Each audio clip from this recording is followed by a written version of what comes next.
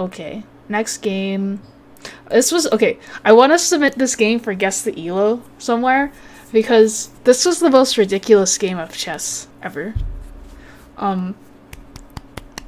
This person played Daniel last Tuesday at the Denver Chess Club, and Daniel played a King's Indian, and he played like an exchange, and I was like, ugh, that sucks, I don't want to do that. Thanks for the 8 months, Dimpool. So I decided to play a line I didn't really know, just to avoid an exchange. Yeah, so normally I would play e5 here, but I just really didn't feel like doing this. I really didn't want to. I wanted to play chess, or at least my version of it. So I played this move, which is just fine. It's a good move.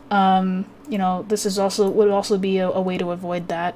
And, if something like this in e5, then this would be a much better version for me. But I decided to do this. I wanted to keep queens on the board. And he plays queen c2. Now I don't really know what I'm doing. I should play c6. And I was sort of trying to remember. I was mixing up variations. And that happens when you just don't know any theory. I just know ideas. I made sort of a mistake. I think it's a mistake. I took on d4 and then played c6, but I don't think I should be relieving the tension so soon. Because now I got confused, and I was thinking of something else, right? There's this line in my book where you go knight h5 when the queen is distracted over here, and you play bishop e5, and you just attack. But here, it's not very good because of g4. Now, at the time, g4 I thought wasn't a good move. I thought it's what he should do, because allowing this stuff would be very bad. But I didn't realize this is just good for him. So, I didn't know it, but I'm just worse.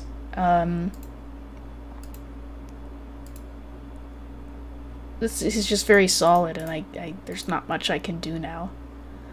Thanks for the 100 bits, Latinum Blonde.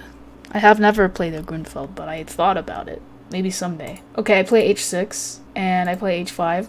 And I play h5 because I saw a very goofy idea that I wanted to play. That's pretty much the whole game, was just finding the most ridiculous move I could, and then he started doing the same thing. And then it ended up being a competition of who could find the most ridiculous looking move. So I realized that I can play bishop h6 here, which at first looks like a terrible blunder because of g5, but I play knight h7, and if takes, then that's very, very, very favorable for me. I would be close to winning here probably, if not just completely winning. So he can't do that, but I just thought this was very silly looking, and I liked it. But unfortunately, he doesn't have to take, he can just play any move. He plays f4, and I guess I don't really know what I should do, to be honest. I might have to just sack a piece here and pretend that everything's okay. If he takes, that would be great. I would be very happy. I'd probably be better here. But he doesn't have to take. He could go bishop f2 or bishop g3, and this would be a copium approach, but it's probably what I should do. Instead, I played queen d7, which is a blunder because of rook h1, and that's what I thought he would do. And when I played queen d7, I was like, okay, he plays rook h1, and then I'm actually not sure what I'm doing, but I'll just see what happens. I didn't have a follow-up to queen d7. But then he kind of like, I don't really know what happened. He decided to play knight f5, because now we're just trying to hang as many pieces as possible. So okay, let's see, I got one piece hanging, two pieces hanging, and then he has one piece hanging. So the point of his move, I don't really know. But okay, so I take it. I guess he just wants to open my king, and it's sort of defending this threat at the same time. But it's completely unnecessary. He's just I was losing. I'm losing here. And now it's equal. So it was quite a bad move. Yeah, he's also looking at this. So I have to take. I don't have a choice. If I don't take, I'm losing instantly. And now he takes this pawn. What he should do is just, take my knight. Otherwise, he's just down material, right? But he takes pawn, and what would you play here for black? There's only one move that secures a winning advantage, and I played it. Although I gave up the winning advantage soon after. Like, probably, I think the next move. But black to play here. We have 2 pieces hanging. The knight seems to be trapped. All of these squares are defended. So it's basically a fork. I should note that this move is very, very, very bad because of... Or I guess it's fine, actually. But it just... Oops. I just revealed the move. Okay, so I played knight g6, which is the only good move.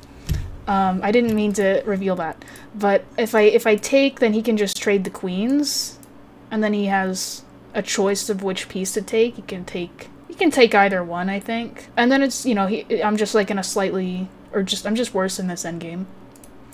But yeah, knight g6 is actually good. And it has a few ideas behind it. Thanks for the gift sub, Chilato, to Self-Destroyer. Hello, Dennis. Okay, so number 1, I'm attacking a piece, and I am attacking a pawn that I would be very happy if he let me take. The knight is not actually hanging, because if takes, I have this move. And I think I'm close to winning, because what does he do? King g1. If he goes king f2, then I take here with check. And now I have a few options, maybe. I might be able to just take, but I think this is probably more accurate. Something like this would be good. Or if he takes this way, I could go queen g3 check and then takes. Or I could just take and then queen g3. And I'm probably gonna get an attack. Maybe even this. Right, no, that just hangs a check. Can't do that. It's weird because the computer is just like wants it to take a draw. It's confused. Okay, we take pawn with check. We did a little maneuver and we take pawn with check. And then we can take here and open the rook. Okay, that's how we win. That. I didn't look that far ahead. I just saw that this looked good and I would at least draw, I thought. So that is not a move. If he just takes this bishop, that's very bad as well, because I take this with check, and I take here, and I go like this, and I would be winning. So that's not a move. So what does white do here? If white probably wants to move bishop, right? So if bishop f2, I have check. So bishop g3 seems like the only option. And then I immediately blundered. Because this position is quite demanding, just for you to be accurate, and you have no time to think. So it was just funny. I was having a good time. So I should just play bishop g7 here. Just keep the bishop, and again, he can't really take this because of this. So I should be winning there, but it didn't. I don't know. It didn't register that was happening. I was like, ooh, what if I attack bishop again? And I played h4, which is very bad, because I like, it didn't cross my mind I was giving this bishop a square. So it's like, every time we attack a piece, my opponent just ignores it, or every time he attacks one of my piece, I just ignore it and move something else, but it's like usually the best move. It's very strange. So now I'm losing, and I was like, oh fuck, I didn't realize that was happening. Okay, so I played knight f6. Now knight f6 is a horrible blunder, but it's not obvious why at first. Here I need to play knight e7, which I mean, this is just a horrendous position. And I feel like this would be even easier for him to win than the blunder in a practical chess game. I don't know, knight e7 just, if I have to play that, I might as well resign. Knight f6, the reason I play knight f6 is because, number 1, now if he takes, I can take here, my bishop, my queen's not attacked anymore, and I'm threatening to win a queen, and I'm still attacking this bishop. So that would be good. And also, another threat might have been here at some point. Who knows? But I liked the idea of, if I have to give up a piece, tripling his pawns would be great. So if we count 1, 2, 3, 1, 2, 3 equal rooks and queens, he has 3, 6, 7 pawns, and I have 3, 6. So I'm down a pawn, but he has tripled pawns. And I can take a pawn here. But if I take this pawn, apparently, this is completely losing for me because of queen f2. Now the reason queen f2 is so good is kind of silly. So if I play a natural-ish move like bishop g3, he has queen e3 and it's mate in 5 now. I can't, moving the bishop out of here is deadly. So I'll demonstrate one of the checkmates. This is a threat. How do I even defend this? I don't know. I don't think I can. I think the only reason it says mate in 5 is because I can do shit like this. But, like, he just takes. And queen h6 is probably the most accurate, which is very sad. So I can't do that. But I looked at this position and I was like, okay, equal material, and I can just like step aside and attack his king too, so this can't be that bad. But no, I missed how strong this is. But he didn't do that. And it's kind of funny because in the position where, if we go back to this position, where a very simple move wins, like a simple passive move wins, he plays a crazy, ridiculous move. And where a very crazy, or not even crazy, but a more attacking, forceful move wins, he plays the most passive move he could play, and equalizes again. It's very weird how this works. But now I'm doing totally fine. Believe it or not. I have 1, 2, 3 pieces hanging, but it's equal. Okay, I take on g4, and now I was giggling to myself because of pawn quad. I thought that was funny. And here, bishop g7, I guess, is what I need to play. I assume. No, I played bishop g7. Okay, bishop g7's fine. Knight e7 is... No, bishop g7 is fine. What am I talking about? Bishop g7 is the best move. Here, though, is where it gets even more fucked up. So it's equal, but again, I only have one move that stays equal. I only have one move. And I didn't play it because it's just such an unnatural looking move. So the threats currently are this or this, like he's threatening to take on d6. Wow, these are the Twitch Prime for the pawn cube, redacted. Okay, so that's threat number 1. He's also threatening to take knight, maybe, or it seems like it, but I guess he's not. So I didn't feel like I had to move my knight, because if he takes it, I get check, and check is worth a piece, apparently, in my head. But how are you defending this threat? It's very difficult, it seems. I don't think anyone's gonna get it, at least not on their first try. It's just not something you look at. I was having so much fun playing this game, though, even though it was completely ridiculous.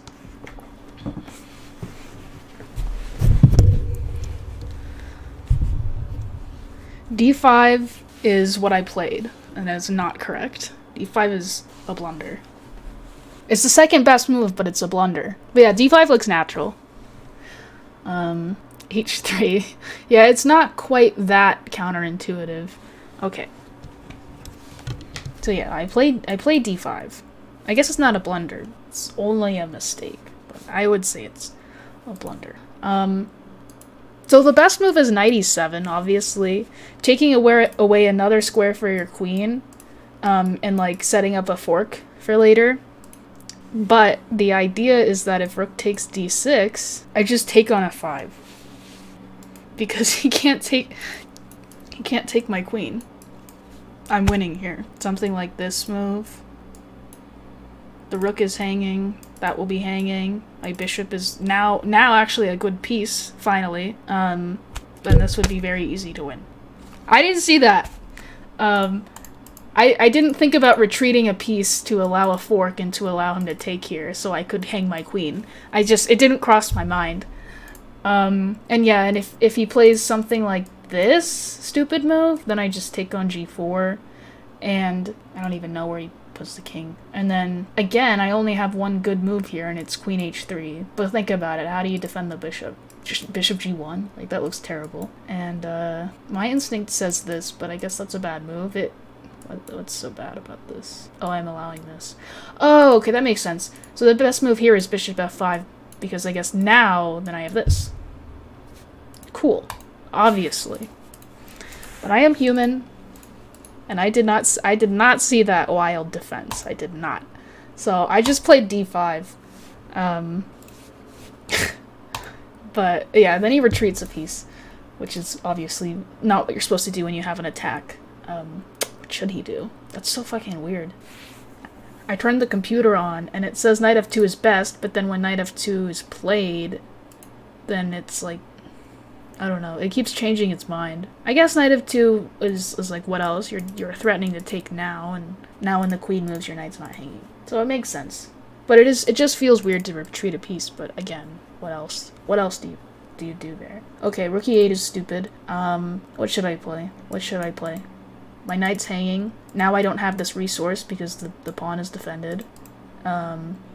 If I play knight h8, my bishop's trapped because it doesn't have this square anymore. So what would we play here?